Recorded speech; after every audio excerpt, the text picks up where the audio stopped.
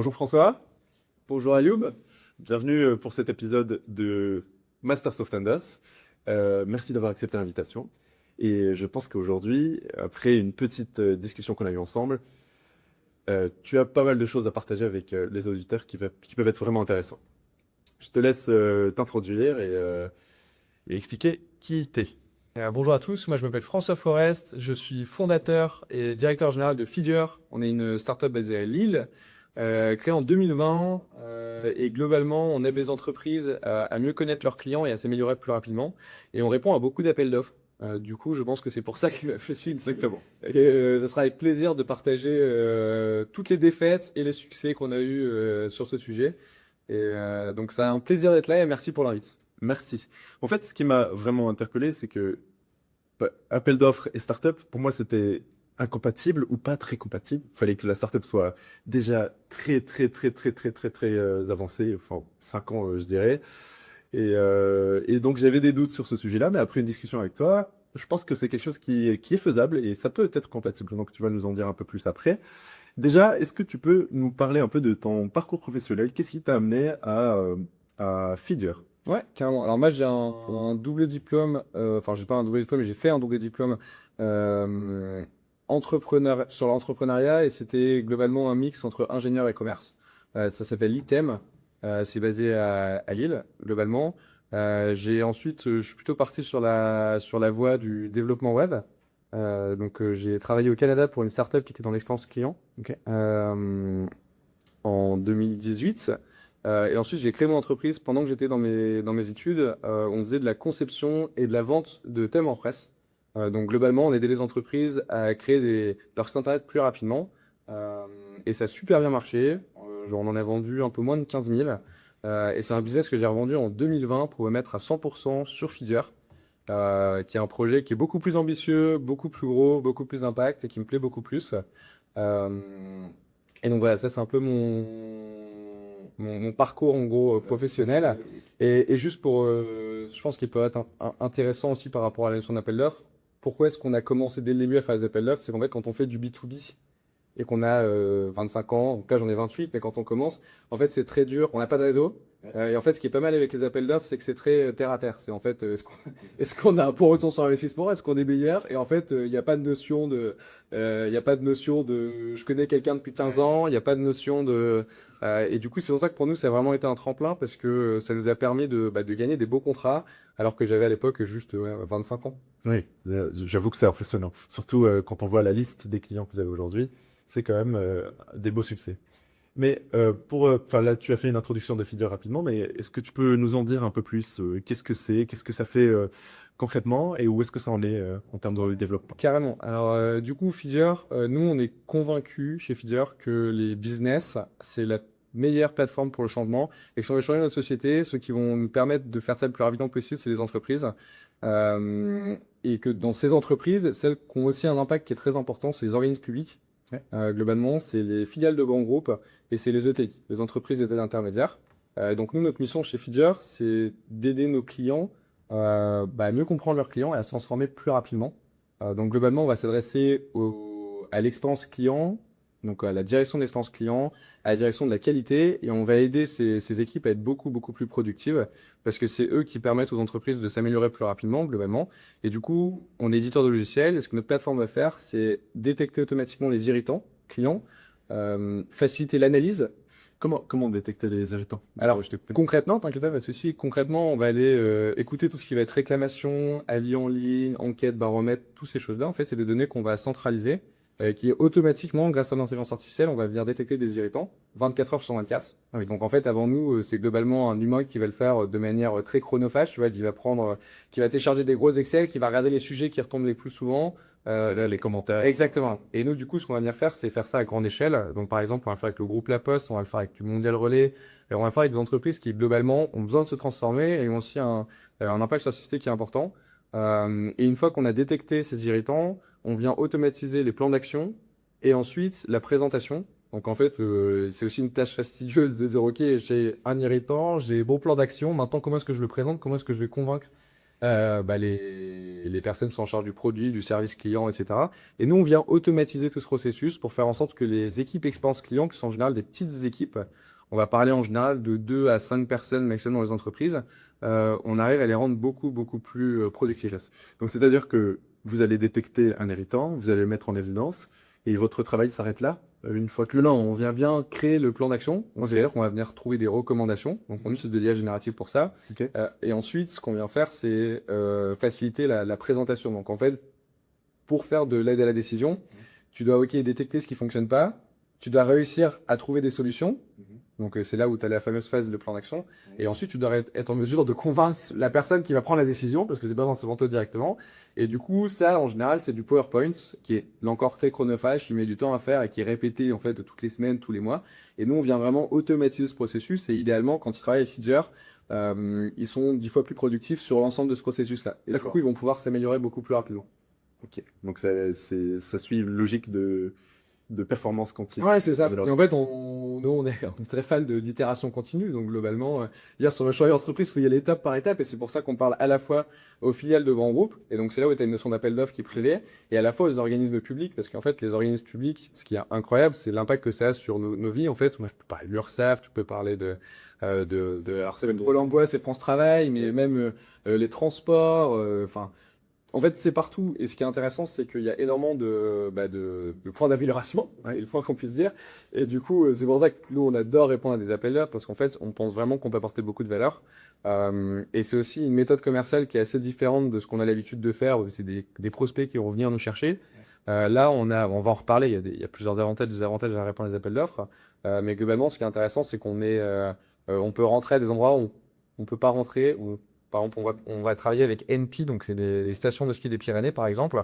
Donc, tu vois, les stations de ski, c'est un très bon exemple d'un business qui va se transformer dans les prochaines années. Et ben, c'est 100% public. Donc, ça veut dire que tous les emplois qui sont créés par ces stations de ski, c'est 100% dans les Pyrénées, etc. Ça a un énorme impact économique sur l'attractivité de la région. Ça, c'est un appel d'offres qu'on a gagné. Et c'est pas merci, c'est pas notre plus bel appel d'offres, mais ce que je veux dire, c'est que on n'aurait jamais pu leur parler, en fait, s'il n'y avait pas une notion d'appel d'offres ouvert, etc. Ouais, ok, d'accord. Mais du coup, là, quand tu parles d'appel d'offres, c'est quoi le plus gros appel d'offres que tu as gagné, par exemple? Nous, le plus gros appel d'offres qu'on a gagné, c'est avec le groupe La Poste en 2022, qui est un appel d'offres globalement sur 5 ans.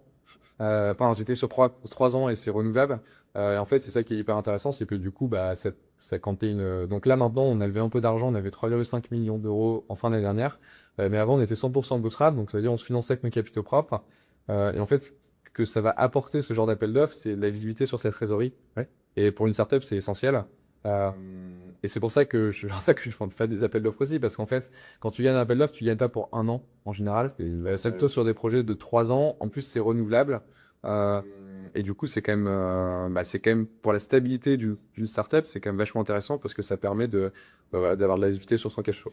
Et vous êtes structuré dès le début pour répondre à des appels d'offres ou c'est venu un peu par hasard? Comment ça s'est passé?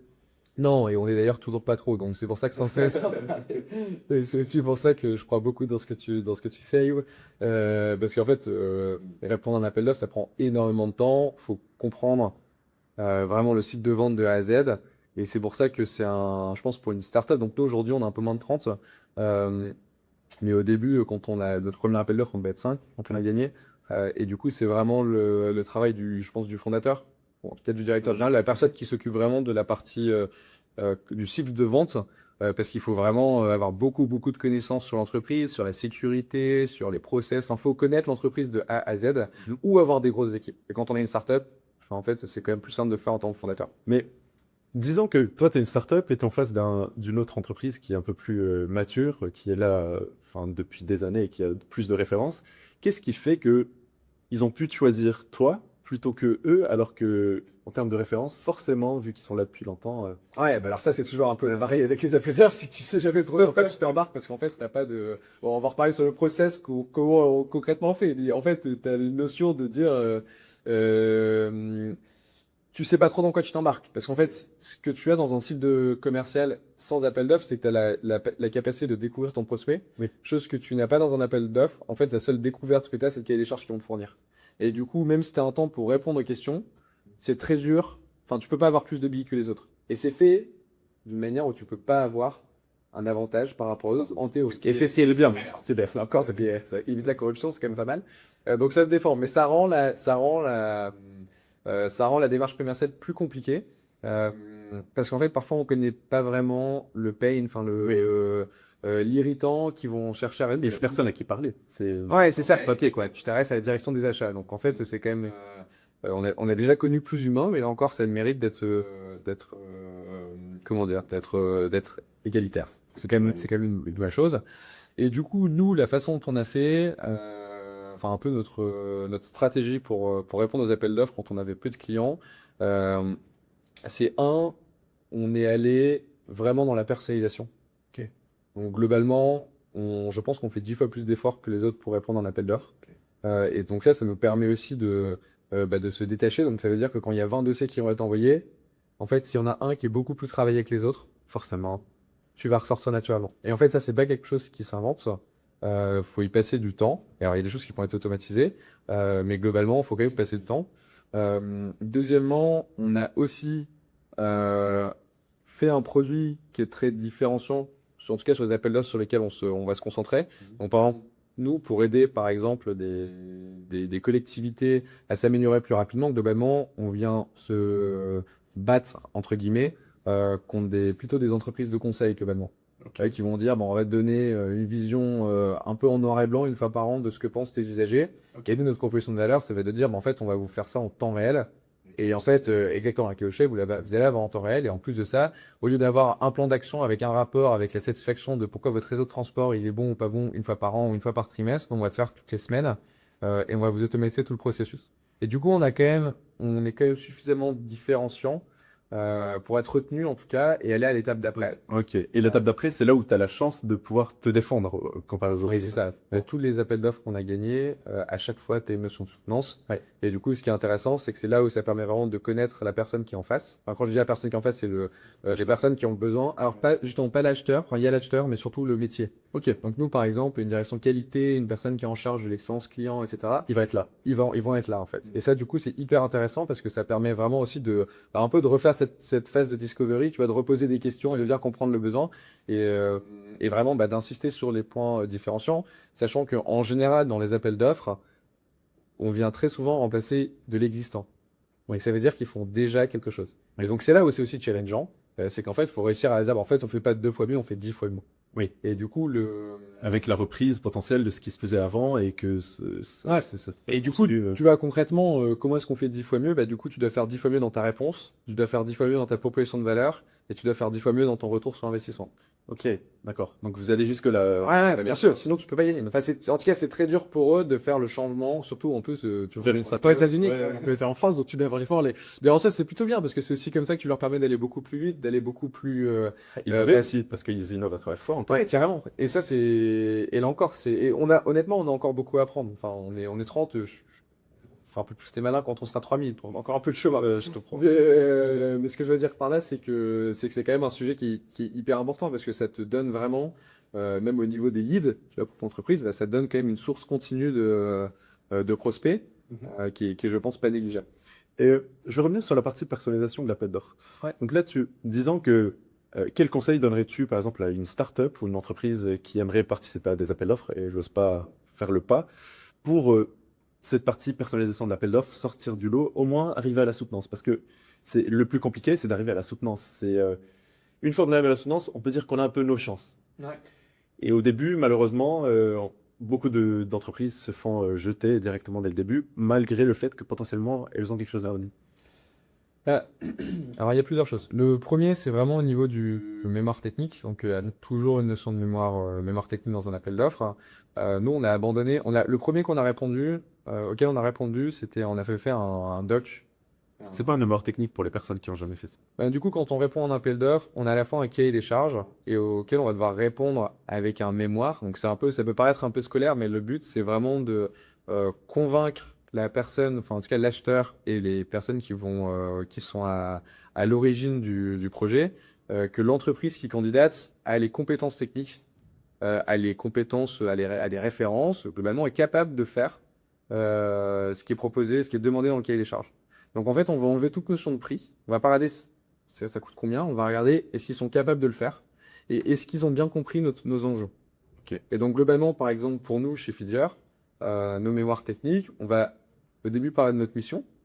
Ensuite, on va montrer des références dans le secteur public, par exemple. Donc, on va bosser, par exemple, avec la région Occitanie, avec NP, donc Station Pyrénées, avec le groupe La Poste. Ces entreprises où, globalement, on prouve qu'on sait adresser le secteur public. D'accord. Ensuite, on va montrer notre proposition de valeur. Un peu un style de avant-après. Dans le mémoire technique, hein. Oui, bien sûr, dans la mémoire technique. Et ensuite, ça va être technique. Donc, globalement, on va parler du projet, comment est-ce qu'on gère un projet chez Fidier, de la phase de comprendre ce qu'ils font aujourd'hui en écoute client ou en écoute usager, comprendre ce qu'ils font par exemple, quelles sont les solutions qu'ils utilisent. Ils utilisent des CRM, des outils où il va y avoir des réclamations, notamment sur lesquelles on va pouvoir se brancher. À ça, on va le présenter. Et ensuite, on va aller dans un descriptif de notre logiciel, globalement. Donc, avec les différents modules.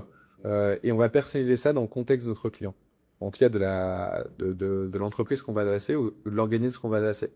Ça veut dire qu'on va refaire tous les screenshots avec leur logo, avec notre compréhension de leur use case, et on va adapter les textes en fonction de ça. Donc, par exemple, pour te donner un exemple très très concret, si on parle de transport public, on va parler de passagers, de voyageurs. Oui. Si tu parles à la poste, c'est plutôt des clients, tu vois. Et cette distinction, en fait, tu vas la retrouver partout et du coup, on doit être en mesure de personnaliser. Et à la fin, le besoin est le même, la proposition de valeur est la même, mais la façon dont tu vas adresser, là encore, c'est que par écrit. Donc, en fait, t'as pas trop t'as pas trop le droit de te rater. On va quand même aller assez loin dans la personnalisation. Et en fait, ça, bon, ça peut faire un peu peur parce que ça prend un peu de temps, mais en soi, c'est passionnant parce que du coup, enfin, moi, en tout cas, je trouve ça passionnant parce que ça permet vraiment, de creuser un domaine, en fait, Profondeur. en profondeur. Ouais. Et du coup, si tu es un peu curieux, en fait, tu apprends plein de choses. Et entre un appel d'offres sur les stations de ski, du coup, tu vas te poser des questions sur quels sont leurs enjeux, quels sont leurs problématiques. Exactement. Et ça, c'est des choses où tu dois réussir à aller faire les recherches sur leur site web, tu dois aller lire les communiqués de presse, etc. Ouais. Et donc, certes, ça prend un peu de temps. Quand je dis un peu de temps, ça va prendre c'est la prise en compte du contexte, etc. Ça va prendre entre quelques heures et une journée. Mais ça permet vraiment de s'imprégner d'une problématique. Et ensuite, quand on répond à un autre appel d'offres, donc par exemple, nous, on travaille avec les stations de ski des Pyrénées, on pourrait travailler avec des groupements de stations de ski dans les Alpes, etc. Mais en fait, du coup, tu gagnes du temps aussi. Ok. Et en fait, quand tu regardes les grandes entreprises qui répondent beaucoup à des appels d'offres, elles sont aussi segmentées par verticale. Ok. Et du coup, comme ça permet d'être plus efficace. Quand on est une startup, je pense qu'on n'a pas trop de luxe-là, d'avoir un spécialiste par marché, par type de marché. Et du coup, c'est là où c'est intéressant d'avoir le fondateur, ou en tout cas quelqu'un qui est assez haut dans l'entreprise, parce que ça permet du coup de passer le temps nécessaire pour creuser le sujet, comprendre les enjeux, réussir à le retranscrire, et ensuite adapter son offre par rapport à ça, ce qui est pas simple, mais qui est un très très très bon exercice commercial. Ok. Donc là, une startup qui n'a jamais répondu à un appel d'offres, elle devrait, enfin, selon toi, bien analyser le cahier de charge et ne pas hésiter à en faire trop. Faire plus, le plus possible. Pas trop, mais Ouais, aller carrément. en fait, faut y aller soit à 100%, soit faut pas y aller. Ok. C'est en fait de tous les appels d'offres qu'on a fait, nous, on a répondu un peu rapidement, on a changé 2-3 slides, 2-3 textes. Ça marche jamais parce que là encore, s'ils ont une solution, on est obligé de montrer un x10. Ok. Et là encore, c'est hyper challengeant pour une startup parce que du coup, ça montre aussi sa proposition de valeur. Ouais. Et en fait, si on arrive à convaincre une entreprise qui bosse depuis 15 ans avec le même prestataire, ou un organisme public, et que tu arrives à les convaincre de toi t'utiliser, c'est que tu as craqué t'as craqué ton problème en fait. En tout cas, tu es en bonne voie pour le craquer. Et du coup, c'est un très bon, c'est quand même je trouve que c'est quand même un très bon, un très bon, c'est pas un test parce que du coup, tu as un business derrière, mais ce que je veux dire, c'est que c'est un très bon challenge. Et une startup qui n'a pas de référence, par exemple, est-ce qu'elle a une chance ou pas? Oui, tu vois, nous, au début, quand on avait zéro référence, quand on a signé notre premier appel d'offres, je pense qu'il faut être un peu, faut savoir se mettre en valeur, en valeur, même s'il y a rien. Ça veut pas dire qu'il faut mentir partout dans l'appel d'offres, mais ce que je veux dire, c'est que, en fait, il suffit de prendre des références, par exemple, que ce soit des petits clients et expliquer quels sont les points communs, en fait, et que toi, on prend des POC, et réussir à extrapoler ça sans forcément dire que c'est un POC. Et tu peux dire que tu travailles avec une entreprise ou tu travailles avec un POC. Concrètement, Ouais. tu as quand même un contrat avec elle. C'est clair. Et là encore, en fait, quand on est une startup, on a quand même moins de chances de gagner, clairement. Donc, en fait, il faut se donner toutes les chances de son côté. Ok, d'accord. Et donc, selon toi, c'est quoi les difficultés que peut rencontrer une nouvelle startup qui rentre dans le monde? Mais alors, et du coup, tu as le sujet du temps, mais je pense aussi là où justement un tender coach, ça a de la valeur parce que globalement, il y a une partie des tâches qui sont quand même assez répétitives. Oui. Donc, par exemple, on parle de quand on répond à un appel d'offres, ok, on va du coup regarder sur marché online, la plateforme des appels d'offres de l'État pour réussir à être déjà au courant de ce qui se passe. Donc ça, c'est première étape. Ok, très bien. Mais ensuite, tout ce qui va être formulaire DC1, DC2, qui sont globalement des documents qui sont toujours les mêmes, qui sont très faciles à. Enfin, il y a rien de. euh, Ouais. il y a rien de complexe à part, c'est juste chronophage et ça prend du temps. Ça, c'est quelque chose, c'est plus ou moins toujours la même chose. Ça prend du temps, mais ça s'automatise. Répondre à des grilles de sécurité, c'est pareil. En fait, on le retrouve dans tous les appels d'offres, en tout cas quand on a une notion de logiciel, de sécurité de la donnée, et ce qui est là encore, ce qui est génial et ce qui est trop bien que les organismes publics demandent, C'est de plus faites en quoi, plus, des hein. vraies sécurités. Et c'est trop bien. Ouais. Mais du coup, et là encore, hein, ça permet quand même enfin, c'est quand même rassurant. Mais c'est chronophage. Et pour une startup, du coup, ça prend du temps, et c'est pour ça que du coup, réussir à automatiser ça, parce que c'est toujours plus ou moins la même chose, ça a de la valeur. Et là où la personnalisation arrive vraiment, c'est vraiment sur le mémoire technique. Ok, donc c'est là où... Mais par exemple, pour une startup, selon toi, tu l'encouragerais plus à aller enfin, faire de la prospection classique, rechercher des clients, faire des démos et vendre, ou quand est-ce qu'elle peut se dire, je peux aller vers les appels d'offres selon toi? Moi, je pense que tu peux y aller dès le début. Enfin, nous, en tout cas, on l'a fait dès le début. Et notre premier gros client, c'est un appel d'offres. Donc, tu vois, je suis très biaisé sur le sujet parce que moi, je pense que c'est excellent. Et, enfin, c'est un peu ce que j'ai expliqué au début. C'est qu'en fait, ça apporte énormément de valeur. Euh, c'est à la fois au niveau de la trésorerie, c'est incroyable. Au niveau de l'image de marque, c'est incroyable. Enfin, il y a énormément de. Et on peut l'annoncer publiquement parce que là encore, c'est public. Tu vois, du coup, tu peux le dire, tu peux faire une communication, etc. Donc, c'est quand même top. Et en fait, les vrais freins, c'est que ça prend du temps et que du coup, quand tu vois, par exemple, quand tu es une startup, oui, si tu réponds à un appel d'offres, ça prend une semaine. C'est une semaine que tu n'as pas fait de prospection, c'est clair. Du coup, c'est là où il faut réussir à faire en sorte que ça prenne moins de temps. Donc ça, je suis d'accord avec toi. C'est un des premiers freins. Le deuxième frein, c'est aussi la notion de comment est-ce que tu arrives à avoir la confiance d'un organisme public. Donc, soit tu as déjà des références, sinon, tu capitalises sur les projets que tu as déjà. Et ensuite, il y a quand même alors, il y a deux points qui sont quand même importants. Le premier, c'est que il y a des certifications qui existent quand même. Tu as l'UGAP en France. C'est quoi l'UGAP? Alors, l'UGAP, alors, je suis pas expert de la description de ce qu'est l'UGAP, mais globalement, c'est un label qui permet aux acheteurs de reconnaître que cette solution a été utilisée par des solutions publiques et ça permet de simplifier les marchés publics. En dessous d'un certain montant, tu peux passer par l'UGAP sans faire des appels d'offres. Donc moi j'ai des références. Oui, et surtout, tu es référencé pour les acteurs publics. Ok. Donc, en théorie, ça permet de passer sans appel d'offres, Oui. en dessous d'un certain montant. Mais ce qui est quand même pas mal quand tu réponds à un appel d'offres et que tu montres que tu es sur le gap, c'est que tu prouves que t'as déjà, tu travailles déjà avec des entreprises publiques. Ok. Et du coup, ça, ce qui est quand même pas mal avec ça, c'est que du coup, même si t'as pas de référence, tu es quand même référencé. Et du coup, ça, c'est un premier point. Je vais t'en donner un deuxième. Chez Fijarn, on est certifié ISO 27001. Donc, par exemple, Bien joué. ceux qui, C'est pas facile, ouais. mais c'est hyper important pour nous parce que du coup, on traite beaucoup de données clients. Et du coup, et vu qu'on s'adresse à des entreprises, donc là encore, ETI, filiale de grands groupes, organismes publics, tu as besoin d'avoir leur confiance. Et quand tu es petite entreprise, ça se construit et ça se prouve.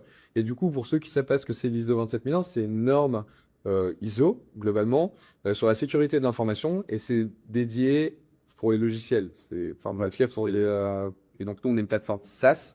Donc, on est un logiciel et du coup, ça vient rassurer tout de suite de dire, OK, je veux dire, c'est pas des rigolos niveau sécurité, ils ont fait toutes les démarches pour prouver qu'ils sont, enfin en tout cas, qu'ils vont le plus loin possible.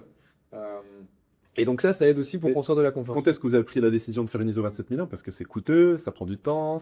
On l'a fait, en fait, c'est quelque chose qu'on va faire depuis longtemps, et on l'a fait du coup de 3 ans, on l'a fait l'année dernière. Ok. Et aujourd'hui, ça nous simplifie c'est une processus de vente parce qu'en fait, on gagne du temps sur la partie confiance au niveau de la sécurité, qui est là encore hyper importante. Dès que tu t'adresses à des organismes publics, là encore, c'est vraiment génial. Oui, tout le monde, mais en fait, par exemple, si tu t'adresses à des startups, t'as pas le problème. Ouais. Enfin, en tout cas, t'as beaucoup moins le problème. Alors que quand tu t'adresses à des entreprises qui sont plus volumineuses et aussi du coup qui ont plus d'impact, en fait, tu as besoin de montrer patte blanche et de leur prouver que au niveau de la sécurité, t'es pas rigolo. Ça n'empêche pas le fait que tu as quand même signé pas mal de clients sans ISO 27001. Oui.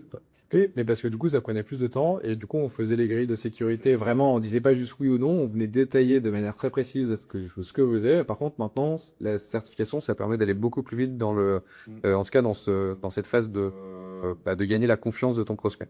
Ok. Et si tu devais donner une recette secrète, quelque sorte, à une entreprise, une start-up qui commence, selon toi, quel serait le tips? Ça, je l'ai déjà dit, Oui. c'est d'être un psychopathe sur le mémoire. C'est en fait, l'entreprise avec laquelle tu t'adresses bien mieux qu'elle. Ouais, Enfin, en tout cas, pas bien mieux qu'elle, mais tu veux être Ok, au même niveau. Du coup, tu veux poncer à 100% ce qu'ils ont dit sur leur site web, sur leur communication, et ensuite faire en sorte que quand ils vont ouvrir le mémoire, ils disent, ils pas ont vrai. tout compris. T'as raison. J'ai jamais vu un document aussi beau. Ok. Et en fait, tout, c'est le niveau qu'on va aller chercher quand on répond. Et là encore, une fois que tu l'as fait 3-4 fois, Ça va, ça. mais oui, tu gagnes du temps parce qu'en fait, tu sais ce qui fonctionne. Tu as, en tout cas, tu as la structure. Le contenu va toujours changer. Du coup, ça va prendre du temps à faire. Mais par contre, la structure, le design, etc., une fois que tu l'as fait une fois, ça peut se répéter. Et nous, tu vois, on a déjà répondu à une vingtaine d'appels d'offres. La structure de la présentation a évolué au fur et à mesure des mois et des années. Mais c'est globalement toujours la même trame. Et en termes de soutenance, parce que là on a parlé beaucoup sur la partie avant la soutenance, et dans la soutenance, qu'est-ce qui fait que vous faites la différence? Et en outre, du coup, on fait de la démo produit surtout. Donc, alors, on y va avec très peu de slides. On y va avec, on va prouver. Environnement, Exactement. On a un environnement de démo. On va prouver notre valeur. limite personnalisé pour le client, Ah, ben c'est 100% personnalisé. En fait, vu avec qu'on a, leur logo et tout. bien sûr, on a déjà fait le travail pour répondre aux mémoires. Ouais. Du coup, on a déjà dû faire un compte de démo. D'accord. Du coup, la soutenance, on n'a pas à refaire. En fait, on a déjà tout qui est prêt. Là, on vient juste montrer ce qu'on a, on a mis des screenshots dans la soutenance. Donc, on a donné envie, Client d'avoir d'avoir. vraiment. Ben là, du coup, la soutenance, si c'est 1h30, 1 heure, en fait, ce qu'on va juste faire, on va avoir très très peu de slides. Ouais. Alors que justement, tu vois, par exemple, des consultants en expérience client, ce qu'ils feraient, c'est justement, ils vont faire 50 slides et dire, ah bah voilà ce qu'on a l'habitude de faire, voilà notre méthode et compagnie. Alors que nous, on va dire, bah en fait, regardez, nous, notre solution, on vous permet d'avoir ça en temps réel. On vous permet de générer 50 fois plus de plans d'action que si vous le faisiez avec des questions, globalement. Ouais. Et donc, c'est comme ça qu'on va, en tout cas, nous, qu'on va réussir à convaincre, c'est on va vraiment montrer notre vie. Et ensuite, on va faire du Q&A, donc de la question-réponse, pour faire en sorte qu'à la fin de la soutenance, alors, ils n'aient pas tout compris, mais ils ont encore une envie de dire quand est-ce qu'on commence. Tu vois, tu veux réussir à créer une notion un peu de momentum où tu pars de OK, ça avait l'air très bien leur mémoire, mais concrètement, j'ai besoin de voir à quoi ça ressemble. Ouais. Ensuite, tu vas avoir une petite phase de OK, c'est pas très clair, ça c'est technique. Et ensuite, au fur et à mesure, tu vas gagner, tu réponds à leurs questions, gagner leur confiance. Et à la fin, si tu fais enfin, si ce cycle a été bien réalisé, à la fin, tu veux que les personnes qui sont en face disent Les étoiles. hey, attends, quand est-ce qu'on commence? Et du coup, quand tu réponds à l'appel, tu veux juste enlever tous les freins. Donc, le frein de la sécurité, le frein de la confiance, et le frein du prix aussi. Donc, ça veut dire quand on répond à l'appel d'offres, on envoie OK les DC1, les DC2, ton mémoire technique, mais tu peux aussi renvoyer en général un BPI. Ouais. Euh, C'est souvent le moins de 10 ans. comment? C'est souvent le moins de 10 ans, au final. Ça dépend. C'est un point aussi, c'est un piège dans lequel il faut pas tomber. C'est qu'au final, nous, on s'est déjà fait surprendre plusieurs fois. Dans les appels d'offres publics, on a souvent un montant. Ouais. On va dire montant total. Et en fait, parfois, le montant total est très traître. C'est-à-dire que si tu dis, ah bah, je suis en dessous du montant total, du coup, c'est bon. Ouais. Non, faut pas faire ça parce qu'en fait, en général, quand on s'est fait avoir plusieurs fois. Parce qu'il faut en descendre encore. Ouais, parce qu'en fait, du coup, tu veux juste être très compétitif. En tout cas, si tu veux gagner, tu dois être compétitif. Et là encore, quand tu parles, alors, appel d'offres privé, c'est un peu différent, mais appel d'offres public, c'est quand même très bien de dire si tu arrives à apporter plus de valeur à un prix qui est moins important. Enfin, tu vois, tu rends aussi service pour que ça soit joyeux. De ce côté, bon, on a quand même une grosse dette, tu vois, Ouais. ça permet aussi on a un gros déficit, donc ça permet, étape par étape, tu aides à réduire quand même ces déficits. Et encore, c'est quand même intéressant de réussir à faire ça. Je reviens juste sur la partie soutenance encore une fois. Tu parlais de donc un environnement hyper personnalisé pour le client. Qu'est-ce qui fait, enfin, est-ce que vous préparez des use cases précis? Est-ce que c'est des use cases que le client vous a communiqué dans un de ses documents? Comment vous faites? Non, on se base sur le cahier des charges. Ok. Dans le cahier des charges, en général, tu vas comprendre très rapidement Ce qu'ils cherchent. ce qu'ils cherchent. Alors, tu vas pas comprendre forcément le point de douleur. Tu vas pas forcément l'exprimer. Tu vas pas comprendre les challenges en interne. Ils vont rester présentation du groupe, présentation Au niveau, quoi. très haut niveau. Mais par contre, sur ce qu'ils recherchent, ils vont être très précis parce que c'est un cahier des charges. Donc, ils vont dire on a besoin de ça. Donc, par exemple, pour nous, on a une notion d'analyse de verbatim, qui est un sujet hyper important parce que du coup, tu as plein de textes. Ouais. Les textes, c'est long à analyser et en général, on va retrouver les verbatim. Du coup, nous, on va venir aller chercher par exemple des avis en ligne, des choses comme ça. On va les importer dans la plateforme et quand on leur montre, bah, ils voient que c'est sur eux en fait. Et du coup, ça a aussi un effet wow qui est beaucoup plus, qui est beaucoup plus impressionnant. Très bien, merci François. Là, vraiment, là, on arrive à la fin du podcast. J'ai quelques petites questions, dernière petite question à te poser. Déjà, est-ce que tu as une anecdote à nous partager sur des appels d'offres que tu as remportés, ou peut-être tu as failli remporter, ou que tu as perdu, mais d'une manière un peu inattendue? Alors ouais, c'est la pas très énervante. C'est plutôt du regret. Alors, j'ai très peu de regrets, mais en tout cas, sur les appels d'offres, c'est toujours, tu sais, ce que tu passes pendant le temps. Donc, en fait, quand ça marche pas, il faut être persistant. Et quand t'es persistant, ça finit par payer. On a perdu un appel d'offres. À un moment, on avait très, très peu de cash dans l'entreprise. On a été à deux doigts de mourir. On était vraiment, et on était aussi très peu. Exactement, la vie de startup. Ouais. Et il y a l'appel d'offres qui a vraiment mis tout changé pour nous. C'était un x2 de notre CA actuel avec alors, je citerai pas le nom, ce sera facile à savoir. Entreprise, enfin, organisme public de médias en France.